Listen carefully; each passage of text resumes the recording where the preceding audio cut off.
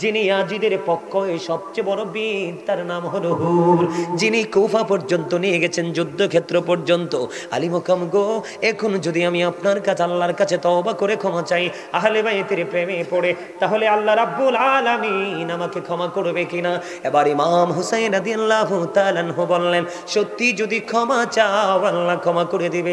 বন্ধু, তিনি তওবা করলেন, হুসাইনের পক্ষে শহীদ হয়ে গেলেন। ইমাম হুসাইন বললেন, তুমি আমার কাছে আসো।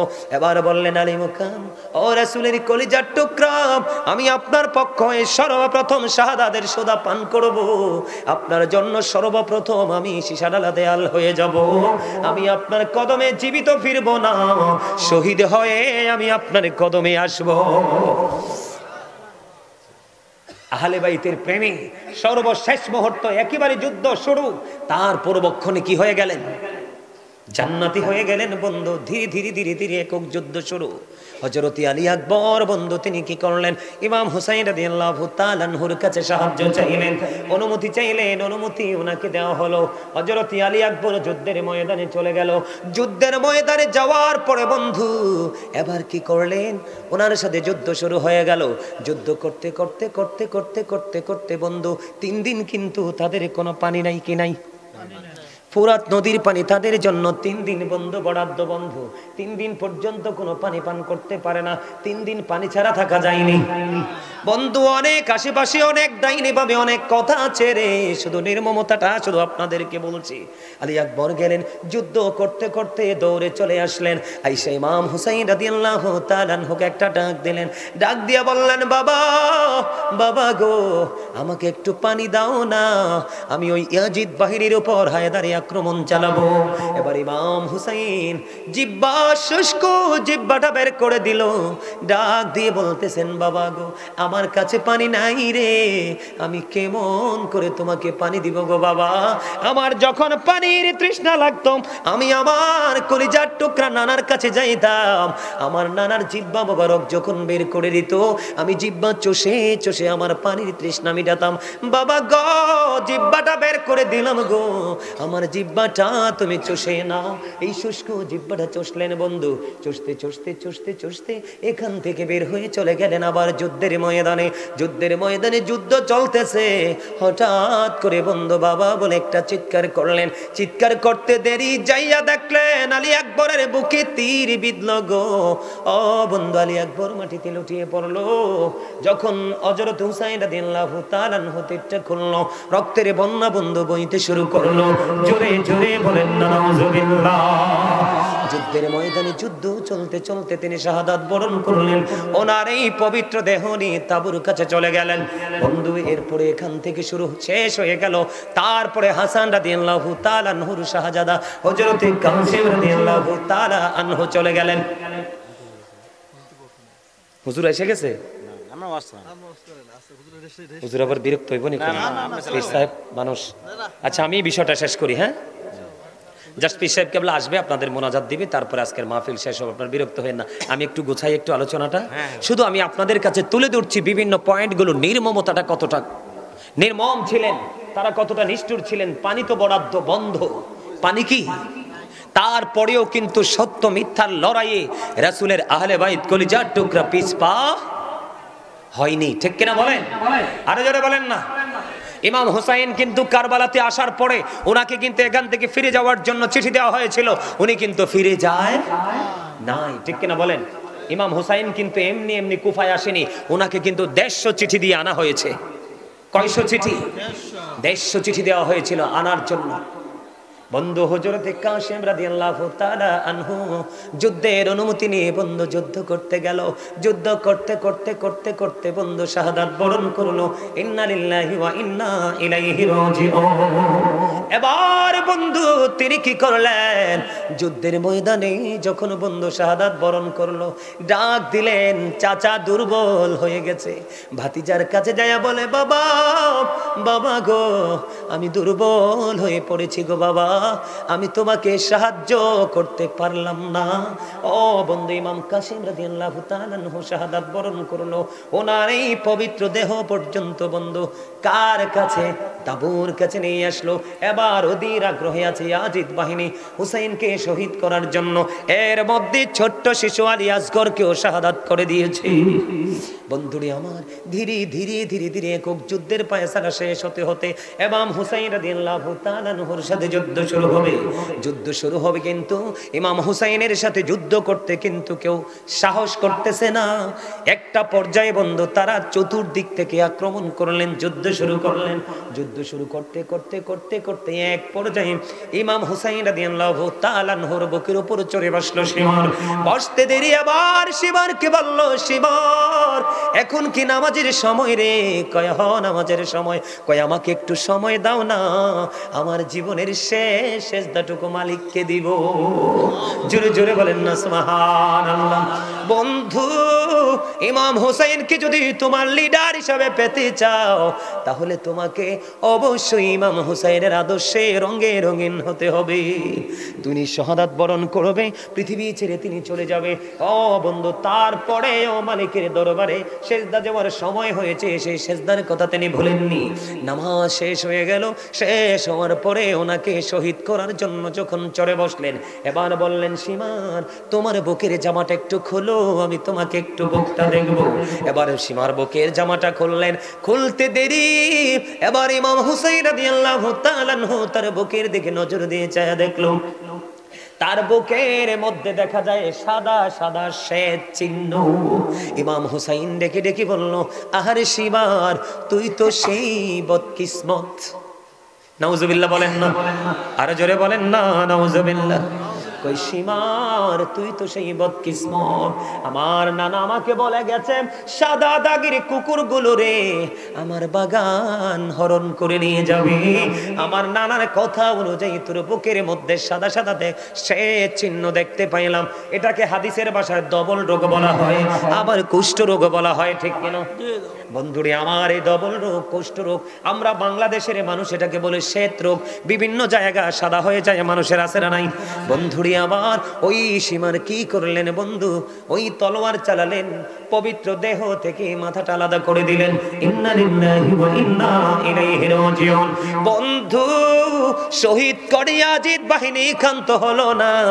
ও বন্ধু, এই মরুভূমিতে ঘোড়া দিয়ে বন্ধু বালু উড়িয়ে দিল, বালু উড়িয়ে দিল, ধুলাবালিতে পুরো পরিবেশটাকে নোংরা করে দিল। ঘোড়ার কদম দিয়ে তাদের এই পবিত্র দেহ এবং চেহারা, পবিত্র চেহারা মোবারককে পদধলিত করলো। জোরে জোরে বলেন না নাউজুবিল্লাহ। আসলে মূলত ঘটনাটা ঘটেছে ইয়াজিদের কাছ থেকে পুরস্কারের জন্য, কিন্তু ইয়াজিদ কখনোই পুরস্কার দিবে না, ঠিক কিনা বলেন? ইয়াজিদ বাহিনী এতটা দুষ্ট ছিল, এতটা কুচক্রে ছিল বন্ধু। এখান থেকে শেষ হলো। ইমাম হুসাইন যখন শাহাদাত বরণ করলো, আকাশ এত কালো হয়েছিল রে, মনে হয়েছিল তখনই যেন কিয়ামত কায়েম হয়ে যাবে বন্ধু। এবার সুলতান নুরউদ্দিন জঙ্গি বন্ধু চলে গেলেন। যাইতে যাইতে যাইতে যাইতে যাইতে যাইতে আবার বললেন, তোমরা কে গো, ভিতরে এসো, বের হয়ে আসো। বের হয়ে আসলেন অত্যন্ত ছদ্মবেশে, সাধু লোকের বেশে, ফরেজগারের বেশে বন্ধু বের হয়ে আসলো। বের হয়ে আসার পরে বললেন, তোমাদের বিছানাটা সরাও। আমাদের দেশে অনেক মৌলবী আছে, কই নবী বলে কিচ্ছু জানে না। এখন এখান থেকে কি বোঝা যায়? নবীজির কাছে সব খবর আছে না নাই? আছে। নবীজি মদিনায়, সুলতান নুরউদ্দিন জঙ্গি বন্ধু কোথায়? নবীজি কেমন করে চলে গেলেন সুলতান নুরউদ্দিন জঙ্গির ঘরে? নবীজির এই পাওয়ার আছে না নাই? পাওয়ারটা দিছে কে? বন্ধু, শাহজালাল মুজাররাদিয়া মনি যদি সিলেটের সুরমা নদী যায় নামাজ বিছিয়ে পার হতে পারে আল্লাহর ওলি হইয়া, তাহলে যিনি নবীদের নবী, ইমামুল মুরসালিন, ওনার কাছে তো সর্বোচ্চ পাওয়ার দিয়ে আমার আল্লাহ পাঠাইছে, ঠিক কিনা বলেন? এবার বন্ধু কি করলেন? কয় তোমাদের বিছানাটা সরাও। বিছানাটা সরালেন। সরানোর পরে দেখলেন বন্ধু, তৎকালীন সময় কিন্তু আমার সাথে আলেমরা আছে আমার চাইতে যোগ্য এবং দক্ষ, আমি সবাইকে মনে মনে করি, আমি নিজেকে কখনোই বড় মনে করি না, মানুষ ভালোবেসে দাওয়াত দিয়ে আসি বন্ধু। আমার সাথে যোগ্য দক্ষ আপনাদের মাঝে আর থাকতে পারেন আছেন বন্ধুরি আমার। তৎকালীন সময়ে কিন্তু তক্তা ব্যবহার করা হতো, কি এখন দেখলেন কাঠ, মোটা মোটা কাঠের তক্তা বন্ধু। তখন বললেন তক্তাগুলো সরাও, তক্তা সরাইয়া দেখে রে আজকে রাত্রটা যদি সুযোগ পাইতো নবীজিকে তখনই রওজা মোবারক থেকে আজকে বন্ধু সরিয়ে ফেলতে পারতো।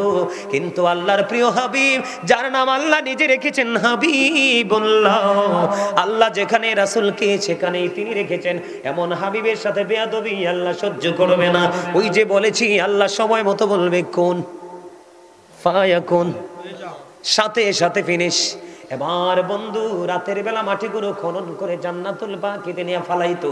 এই বন্ধু দৃশ্য দেখতে দেরি রে ও বন্ধু, সঙ্গে সঙ্গে কি করলেন ওই ইহুদিদেরকে বন্ধু তাৎক্ষণিকভাবে বেঁধে দিবালোকে নবীজির রওজার পাশে তাদেরকে দিনের বেলা আগুন লাগিয়ে পুড়িয়ে ছাই করে দিল। জোরে জোরে বলেন আলহামদুলিল্লাহ। এই যে আগুনে পুড়িয়ে দিল বলে হুজুর কতটা যুক্তিযুক্ত। আমার পাশে আলেমরা বসে আছেন। আলী রাদিয়াল্লাহু তাআলা আনহু থেকে হাদিস বর্ণিত, আমার নবী বলেছেন ক্বালা মান সাব্বা নাবিয়া ফাকতুলহু ওয়া মান সাব্বা সাহাবী ফাদরিবুহু। নবীর ইজ্জতের চাদর ধরে যারা টান দিবে, নবীকে যারা গালি দিবে, নবীর আজমতে যারা আঘাত করবে, নবীজি বলে উম্মত তাকে সঙ্গে সঙ্গে হত্যা করে ফেলো। সাহাবায়ে কেরামকে গালি দিলে, সাহাবীদের ইজ্জত নিয়ে টানাটানি করলে তাদেরকে তোমরা বাইন্দা পিটাও। হাদিস শরীফ।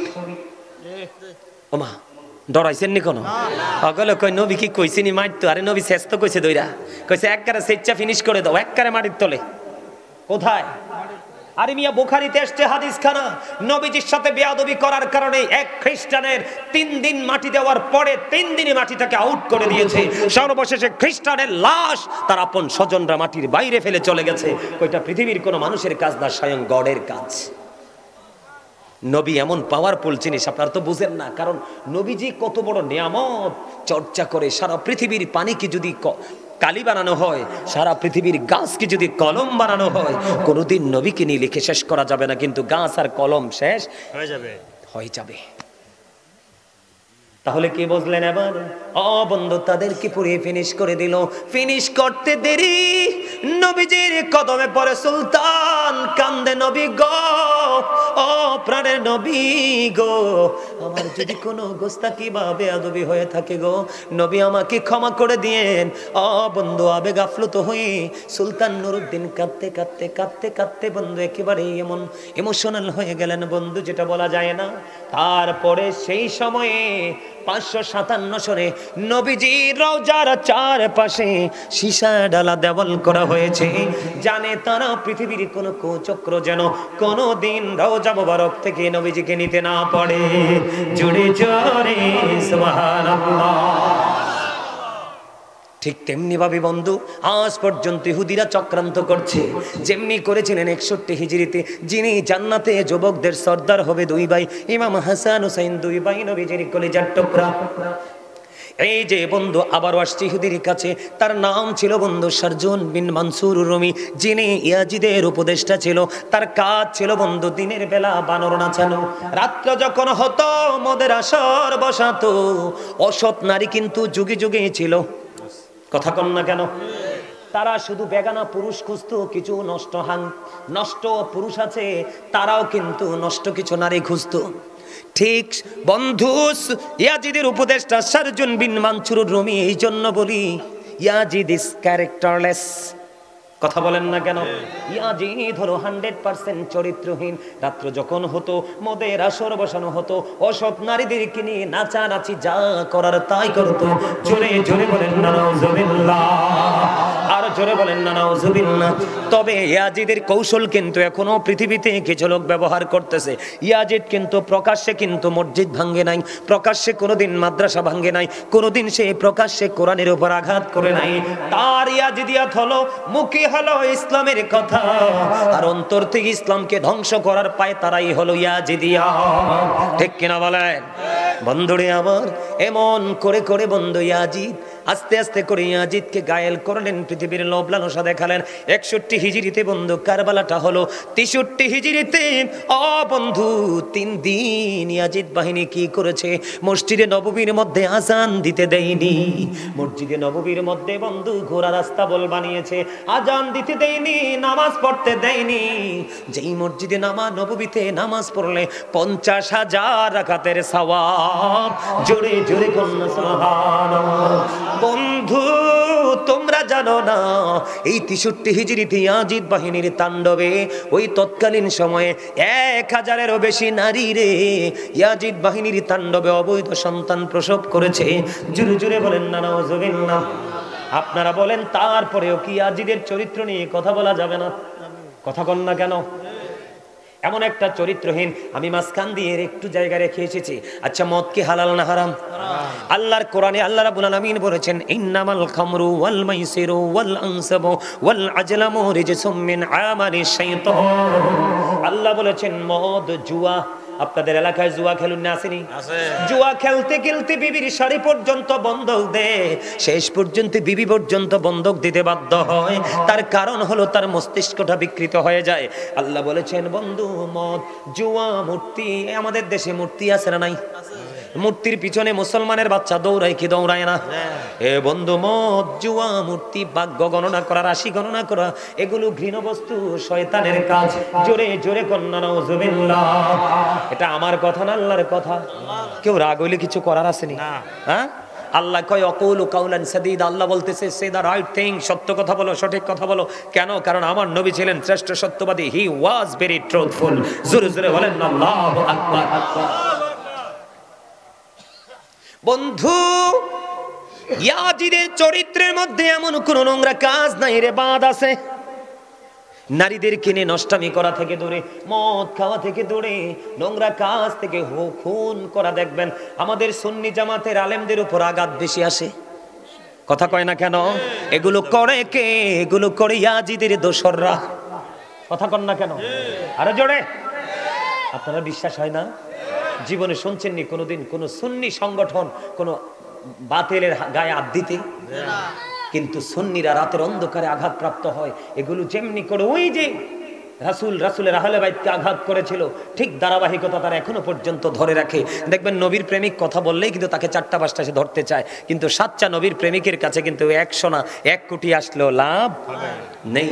বাংলাদেশের ইতিহাসে একটা নজিরবিহীন ঘটনা আছে, সেটা হলো বাংলাদেশের ইতিহাসে এই পর্যন্ত কোন নবীর প্রেমিকের সাথে বাহাস করে কোন বাতিল জিততে পারে নাই। কথা বলেন না কেন? আপনারা অনলাইন ঘেটে দেখবেন ইদানিং যে বাহাসগুলো হয়েছে কি নজিরবিহীন পরাজয় হয়েছে। কারণ নবীর প্রেম হলো ইমান, ইমানের শক্তি হলো একজন ইমানদারের সবচেয়ে বড় পুঁজি। কথা কন না কেন? বন্ধুরে আমার, 700 সাহাবীকে অতর্কিতভাবে হত্যা করেছে। 63 হিজরিতে 1000-এরও বেশি মহিলাকে ধর্ষণ করেছে বন্ধু। তারা অবৈধ সন্তান প্রসব করতে বাধ্য হয়েছে বন্ধু। তৎকালীন সময়ে পবিত্র ভূমির রে 10,000-এরও বেশি মানুষকে অতর্কিতভাবে তারা হত্যা করেছে। তারপরেও কি বলবেন? ইয়াজিদ বাহিনী নিয়ে কথা বলা যাবে না। এদের লোভই ছিল শুধু পৃথিবীর লোভ লালসা। জোরে জোরে বলেন না নাউজুবিল্লাহ। বন্ধুরে আমার, দেখতে দেখতে দেখতে দেখতে বন্ধু আমার নবীজি চলে যাওয়ার আগে পৃথিবী থেকে উম্মে সালমা রাদিয়াল্লাহু তাআলা আনহাকে কিছু মাটি দিলেন। সালমা রে, মাটিগুলো তুমি যত্ন করে রেখে দাও।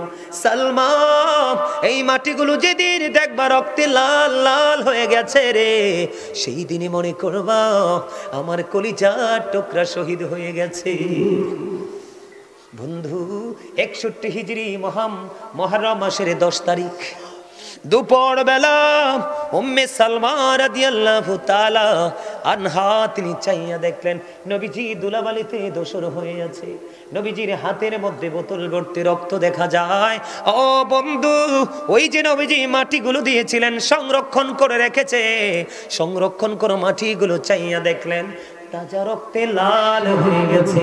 জোরে জোরে বলুন না আল্লাহু আকবার। বন্ধু মানা যায় না রে। ইমাম হুসাইন রাদিয়াল্লাহু তাআলা আনহুর দুঃখ কষ্ট সহ্য করা যায় না। ও বন্ধু, ইমাম হুসাইন রাদিয়াল্লাহু তাআলা আনহুকে যিনি কুফা পর্যন্ত ইয়াজিদের প্রতিনিধি, ইয়াজিদের পক্ষ থেকে যিনি কুফা পর্যন্ত নিয়েছিলেন হত্যা শহীদ করার জন্য, তার নাম ছিল বন্ধু হুর। আমি কিন্তু মর্মান্তিক জায়গায় চলে যাচ্ছি। হুর তিনি যুদ্ধ শুরু হওয়ার আগে তিনি ইমাম হুসাইনকে ডাক দিয়ে বললেন, ওগো আলী মুকাম, আমি আপনাকে আজকে কুফা পর্যন্ত এগিয়ে নিয়ে এসেছি, আপনাকে দুশমনদের সামনে তুলে ধরেছি। আমি এক বুঝতে পেরেছি, আমার একদিকে জান্নাত আর একদিকে আমার জন্য অবস্থান করছে জাহান্নাম। আমি আজকে জান্নাত আমার জন্য বাছাই করে নিলাম। যিনি ইয়াজিদের পক্ষে সবচেয়ে বড় বীর, তার নাম হলো হুর, যিনি কুফা পর্যন্ত নিয়ে গেছেন, যুদ্ধক্ষেত্র পর্যন্ত।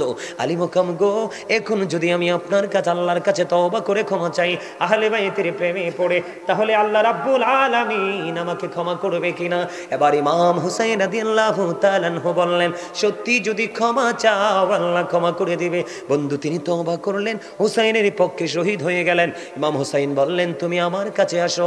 এবার বললেন, আলী মুকাম, ও রাসূলের কলিজার টুকরা, আমি আপনার পক্ষে সর্বপ্রথম শাহাদাতের সোদা পান করব। আপনার জন্য সর্বপ্রথম আমি শিশাডালা দেয়াল হয়ে যাব। আমি আপনার কদমে জীবিত ফিরব না, শহীদ হয়ে আমি আপনার কদমে আসব। আহলে বাইতের প্রেমে সর্বশেষ মুহূর্ত, একেবারে যুদ্ধ শুরু, তার পূর্বক্ষণে কি হয়ে গেলেন? জান্নাতি হয়ে গেলেন বন্ধু। ধীরে ধীরে ধীরে ধীরে একক যুদ্ধ শুরু। হযরত আলী আকবর বন্ধু তিনি কি করলেন? ইমাম হুসাইন রাদিয়াল্লাহু তাআলা আনহুর কাছে সাহায্য চাইলেন, অনুমতি চাইলেন, অনুমতি ওনাকে দেওয়া হলো। হযরত আলী আকবর যুদ্ধের ময়দানে চলে গেল। যুদ্ধের ময়দানে যাওয়ার পরে বন্ধু এবার কি করলেন? ওনার সাথে যুদ্ধ শুরু হয়ে গেল। যুদ্ধ করতে করতে করতে করতে করতে করতে বন্ধু 3 দিন কিন্তু তাদের কোনো পানি নাই, কি নাই? ফুরাত নদীর পানি তাদের জন্য 3 দিন বন্ধ, বরাদ্দ বন্ধু।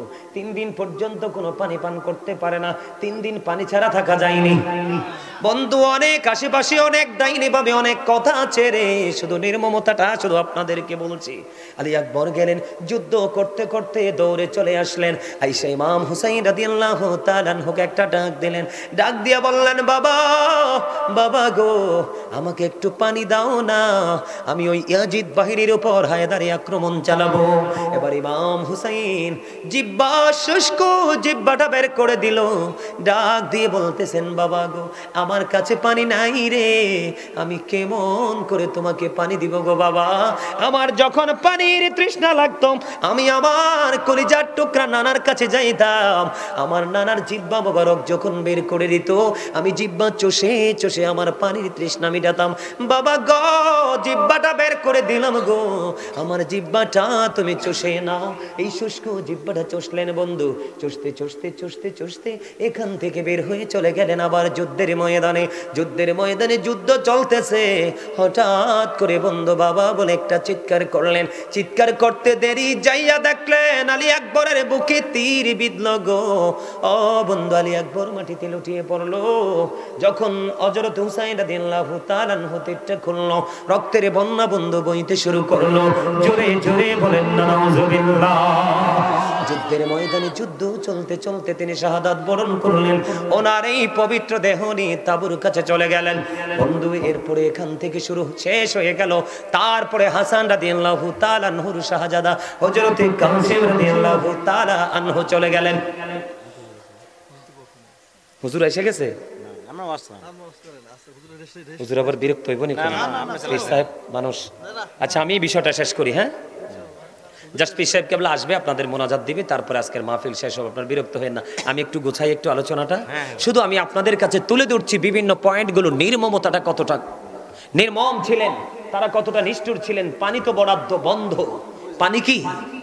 তারপরেও কিন্তু সত্য মিথ্যার লড়াইয়ে রাসূলের আহলে বাইত কলিজার টুকরা পিছপা হয়নি। ঠিক কিনা বলেন?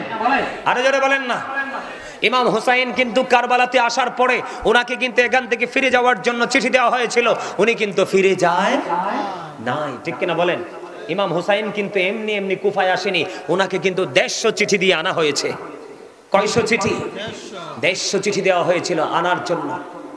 বন্ধু হযরত কাসিম রাদিয়াল্লাহু তাআলা আনহু যুদ্ধের অনুমতি নিয়ে বন্ধু যুদ্ধ করতে গেল। যুদ্ধ করতে করতে করতে করতে বন্ধু শাহাদাত বরণ করলো। ইন্না লিল্লাহি ওয়া ইন্না ইলাইহি রাজিউন। এবার বন্ধু তিনি কি করলেন, যুদ্ধের ময়দানে যখন বন্ধু শাহাদাত বরণ করলো, ডাক দিলেন, চাচা দুর্বল হয়ে গেছে। ভাতিজার কাছে যায় বলে, বাবা বাবা গো, আমি দুর্বল হয়ে পড়েছি গো বাবা, আমি তোমাকে সাহায্য করতে পারলাম না। ও বন্ধু, ইমাম কাসিম রাদিয়াল্লাহু তাআলা আনহু শাহাদাত বরণ করলো। ওনার এই পবিত্র দেহ পর্যন্ত বন্ধু কার কাছে, তাবুর কাছে নিয়ে আসলো। এবার অধীর আগ্রহে আছে ইয়াজিদ বাহিনী হুসাইনকে শহীদ করার জন্য। এর মধ্যে ছোট্ট শিশু আলী আসগরকেও শাহাদাত করে দিয়েছে। বন্ধুরে আমার, ধীরে ধীরে ধীরে ধীরে একক যুদ্ধের ফায়সালা শেষ হতে হতে ইমাম হুসাইন রাদিয়াল্লাহু তাআলা আনহুর সাথে যুদ্ধ শুরু হবে। যুদ্ধ শুরু হবে, কিন্তু ইমাম হুসাইনের সাথে যুদ্ধ করতে কিন্তু কেউ সাহস করতেছে না। একটা পর্যায়ে বন্ধু তারা চতুর্দিক থেকে আক্রমণ করলেন, যুদ্ধ শুরু করলেন। যুদ্ধ শুরু করতে করতে করতে করতে এক পর্যায়ে ইমাম হুসাইন রাদিয়াল্লাহু তাআলা আনহুর বুকের উপর চড়ে বসলো সীমার। বসতে দেরি আবার সীমারকে বলল, সীমার এখন কি নামাজের সময় রে? কয় হ নামাজের সময়। কয় আমাকে একটু সময় দাও না, আমার জীবনের শেষ সেজদাটুকু মালিককে দিব। জোরে জোরে বলেন না সুবহানাল্লাহ। বন্ধু, ইমাম হুসাইনকে যদি তোমার লিডার হিসাবে পেতে চাও, তাহলে তোমাকে অবশ্যই ইমাম হুসাইনের আদর্শে রঙে রঙিন হতে হবে। তুমি শাহাদাত বরণ করবে, পৃথিবী ছেড়ে তিনি চলে যাবে। ও বন্ধু, তারপরে ও মালিকের দরবারে সেজদা যাওয়ার সময় হয়েছে, সেই সেজদার কথা তিনি ভুলেননি। নামাজ শেষ হয়ে গেল, শেষ হওয়ার পরে ওনাকে শহীদ করার জন্য যখন চড়ে বসলেন, এবার বললেন, সীমার তোমার বুকের জামাটা একটু খোলো, আমি তোমাকে একটু বুকটা দেখবো। এবার সীমার বুকের জামাটা খুললেন। খুলতে দেরি এবার ইমাম হুসাইন রাদিয়াল্লাহু তাআলা আনহু তার বুকের দিকে নজর দিয়ে চায়া দেখলো, তার বুকের মধ্যে দেখা যায় সাদা সাদা শ্বেত চিহ্ন। ইমাম হুসাইন ডেকে ডেকে বলল, আহারে সীমার, তুই তো সেই বদকিসমত। নাউজুবিল্লাহ বলেন না, আরো জোরে বলেন না নাউজুবিল্লাহ। কই সীমার, তুই তো সেই বদকিসমত। আমার নানা আমাকে বলে গেছে, সাদা দাগের কুকুরগুলো রে আমার বাগান হরণ করে নিয়ে যাবে। আমার নানার কথা অনুযায়ী তোর বুকের মধ্যে সাদা সাদা সে চিহ্ন দেখতে পাইলাম।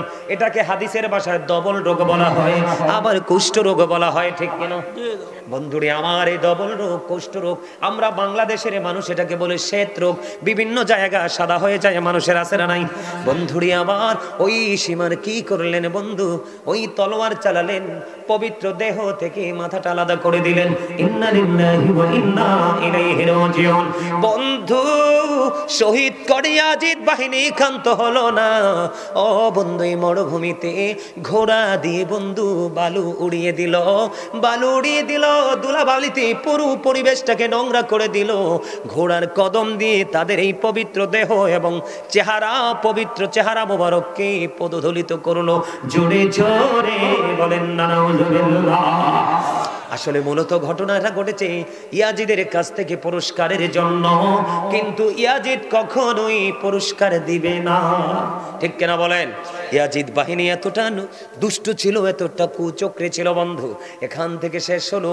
ইমাম হুসাইন যখন শাহাদাত বরণ করলো, আকাশ এত কালো হয়েছিল রে, মনে হয়েছিল তখনই যেন কিয়ামত কায়েম হয়ে যাবে।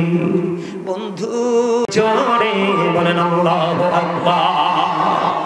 ইমাম হুসাইনের শহীদে ও বন্ধু কেউ বন্ধু খুশি হয়নি। এবার দেখেন, এখান থেকে ইয়াজিদের কাছ থেকে পুরস্কারের জন্য ইমাম হুসাইন রাদিয়াল্লাহু তাআলা আনহুর মাথা মোবারক নিয়ে ইয়াজিদের বাড়ির উদ্দেশ্যে রওনা দিলেন ইয়াজিদ বাহিনী। যাইতে যাইতে যাইতে যাইতে বন্ধু সন্ধ্যা হয়ে গেল। তারা একটা রাস্তার মধ্যে যখন দেখলেন, খ্রিস্টান এক পাদ্রী দেখতে পাইলেন। ইয়াজিদ বাহিনী ইমাম হুসাইন রাদিয়াল্লাহু তাআলা আনহুর মাথা মোবারক নিয়ে যায়। এরা কতটা অর্থলোভী ছিল, কতটা পৃথিবীলোভী ছিল, যারা আজকে নবীর দুশমনি করছে, নবীর পরিবারের দুশমনি করছে, এই কারবালার দুশমনি করছে, এরা কখনোই বন্ধু পরকাল লোভী নয়। এরার লোভ হলো পৃথিবীর লোভ, লোভ লালসা এবং বিলাসিতা, ঠিক কিনা বলে বন্ধুরে রাত্র হয়ে গেল, রাত্রটা তারা এখানে অবস্থান করবে, তাবু গাড়লেন। পাশে ছিলেন এই খ্রিস্টান পাদ্রী। খ্রিস্টান পাদ্রী বললেন, তোমরা কে রে?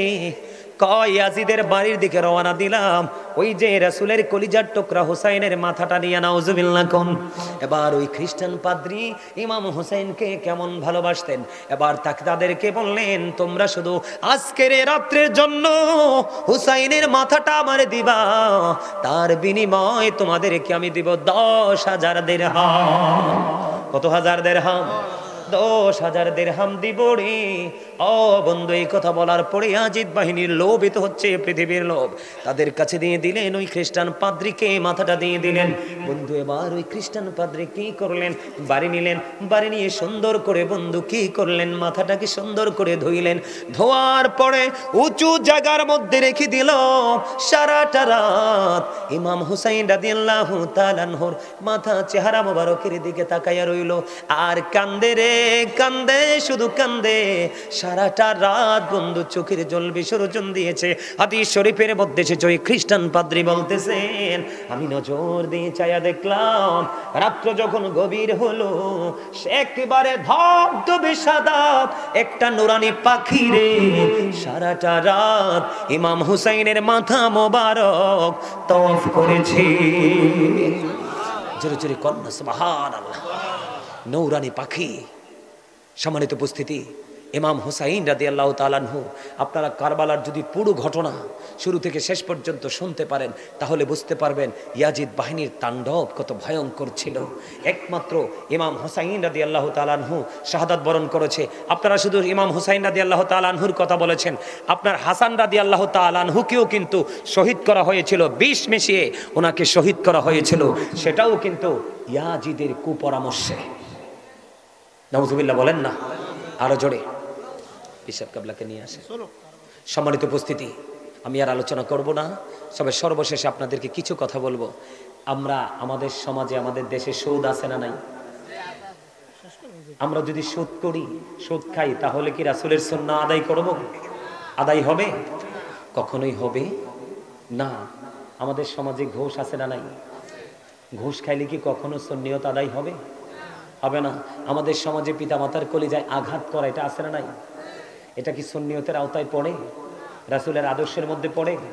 একজনের জিনিস চুরি করে নিয়ে রাতের অন্ধকারে অথবা গুন্ডা বাহিনী নিয়ে আপনার এগুলো হরণ করে আরেকজনের স্বাধীনতাকে নিয়ে যাওয়া, এগুলো কি সুন্নিয়তের আওতায়?